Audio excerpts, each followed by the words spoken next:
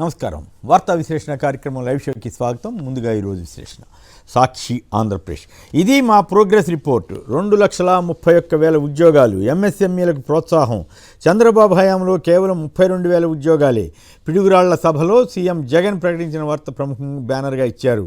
బాబుకు ఈడీ వేడి, కేజ్రీవాల్ కేసులో ఢిల్లీ హైకోర్టు తీర్పుతో ముచ్చెమటలు అంటూ స్టోరీ ఇచ్చారు. ఎలాగూ చేయం కదా, ఇచ్చేద్దాం మాట అంటూ రకరకాల వాగ్దానాలు చేస్తున్నారంటూ చంద్రబాబు హామీలపై కథనాలు ఇచ్చారు.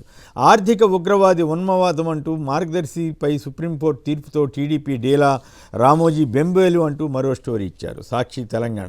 జూన్లో లోకల్ వార్స్, లోక్సభ ఎన్నికలు ముగియగానే స్థానిక సంస్థల ఎన్నికల నిర్వహణ. తెలంగాణలోనూ వాలంటీర్ వ్యవస్థ పెట్టాలని సీఎం రేవంత్ రెడ్డి ఆలోచన చేస్తున్న వార్తను సాక్షితో సహా పలు పత్రికలు బ్యానర్గా కథనాలుగా ఇచ్చాయి. కాకి లెక్కలు కుదరవు అని మార్గదర్శికి తేల్చి చెప్పిన సుప్రీంకోర్టు. చంద్రబాబు మాదిరిగా రేవంత్ రెడ్డి వెన్నుపోటు పొడుస్తారని కాంగ్రెస్ నేతలు భయపడుతున్నారంటూ బీజేపీ శాసనసభాపక్ష నేత మహేశ్వర్ రెడ్డి చేసిన సంచలన వ్యాఖ్యలను కూడా ప్రముఖంగా ఇచ్చారు. ఐఎంజీ భారత్ అక్రమ భూ కేటాయింపు దర్యాప్తుకు సిబిఐ సిద్ధమని, వేసవి సెలవులు ముగిసిన తర్వాతే కాళేశ్వరంపై హైకోర్టు విచారణ అంటూ కథనాలను ఇచ్చారు. ఈనాడు ఆంధ్రప్రదేశ్. ప్రజా తీర్పుతో తాడేపల్లి కూడా బద్దలవ్వాలంటూ జగన్కు వ్యతిరేకంగా కూటమి నేతలు చేసిన వ్యాఖ్యలను బ్యానర్గా ఇచ్చి సంతోషపడింది ఈనాడు. అలాగే ఈనాడు ఏపీ గోదావరి జనగర్జన పేరుతో చంద్రబాబు పవన్ కళ్యాణ్ రోడ్ షోను హైలైట్ చేయడానికి తంటాలు పడింది. వైకాపా కోడ్ అంటూ ఇక రకరకాల అబద్ధపు వార్తలతోటి మోసపూరిత కథనాలను ఇచ్చింది ఈనాడు. ఈనాడు తెలంగాణలో వాతావరణం మార్పుతో ఋతుపవనాలు అస్తవ్యస్తం అవుతున్నాయని, ఇక భూమిపై అటు సముద్రంపై పెరిగిన వేడి అంటూ స్టోరీ ఇచ్చారు.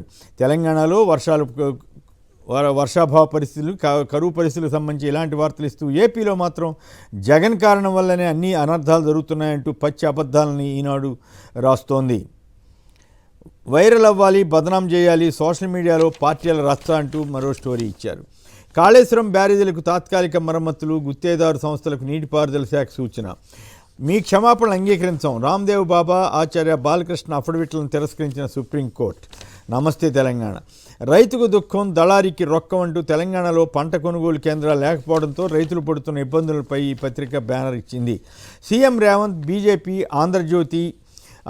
ఆంధ్రజ్యోతిలపై ఈసీకి బీఆర్ఎస్ ఫిర్యాదు అంటూ కథనాన్ని ఇచ్చారు. ముఖ్యమంత్రి హోదాలో ఉండి రేవంత్ రెచ్చగొట్టే వ్యాఖ్యలు చేశారని కూడా ఈ పార్టీ ఫిర్యాదు చేసింది.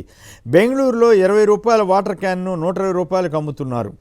అలాగే కొన్ని పత్రికల్లో వచ్చింది. చివరికి హోటళ్ళలో టిఫిన్లో నీటితో కూడినటువంటి సాంబార్, ఇటువంటి వంటకాలు కూడా ఆపేశారు. వెలుగు. గులాబీ ఓటేటు అంటూ లోక్సభ ఎన్నికల్లో బీఆర్ఎస్ ఓట్లు చీలే అవకాశం ఉందంటూ స్టోరీ ఇచ్చారు. సిబిఐ ఎంక్వైరీపై కవిత వేసిన పిటిషన్ విచారణ వాయిదా పడింది. 20 వరకు టెట్ దరఖాస్తుల గడువు పెంపు, ఈ రోజు నుంచి ఎడిట్ ఆప్షన్. వార్త. కల్లబొల్లి మాటలు వినకండి, వైసీపీ పాలనలో ఇంటింటికి సంక్షేమం అందిందని జగన్ చేసిన వ్యాఖ్యలను వార్త ఏపీఎస్లో బ్యానర్గా ఇచ్చారు. సీఎం జగన్ను పరుష పదజాలంతో దూషించిన పవన్ కళ్యాణ్కు ఈసీ నోటీసులు ఇచ్చింది. సంక్షేమ పథకాలను ఇంటికి చేర్చేందుకు తెలంగాణలో ఇందిరమ్మ కమిటీలు నియమించాలని నిర్ణయం తీసుకున్నారని వార్త తెలంగాణ విషయంలో ప్రముఖంగా ఇచ్చారు. డిస్కమ్లకు ఆర్థిక పరిపుష్టికి దిశగా అడుగులు. ఆంధ్రప్రభ. 22న పులివెందుల్లో సీఎం జగన్ నామినేషన్. కూటమి టార్గెట్పై ఆపరేషన్ ఆకర్ష్ అనే వార్తలను ప్రముఖంగా ఇచ్చారు.